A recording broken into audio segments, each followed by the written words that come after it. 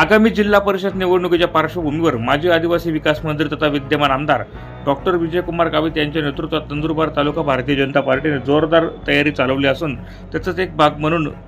नंदुरबार शहरातील शहादा बायपास रस्त्यालगतच्या परिसरात भारतीय जनता पार्टीचे तालुकाध्यक्ष दीपक पाटील यांच्या संपर्क कार्यालयाचा शुभारंभ करण्यात आला। माजी आदिवासी विकास मंत्री तथा विद्यमान आमदार डॉक्टर विजयकुमार गावित यांच्या हस्ते आणि जिल्हा परिषदेच्या माजी अध्यक्ष डॉक्टर कुमुदिनी गावित व जिल्हा परिषद माजी अध्यक्षा डॉक्टर सुप्रिया गावित यांच्या प्रमुख उपस्थितीत फीत कापून हे उद्घाटन करण्यात आले।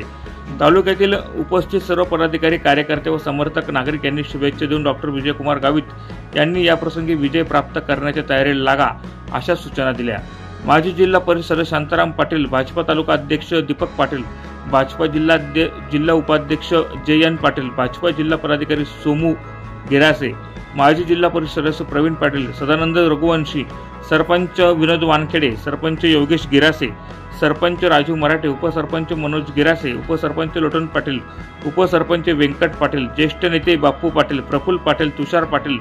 जुगल पाटील, अक्षय पाटील, अमोल भारती, विविध गावातील सरपंच, उपसरपंच, लोकप्रतिनिधी, ग्रामपंचायत सदस्य, भारतीय जनता पक्षाचे पदाधिकारी यांच्यासह नागरिक मोठ्या संख्येने उपस्थित होते। प्रतिनिधी प्रवीण चव्हाण, माझा महाराष्ट्र न्यूज, नंदुरबार।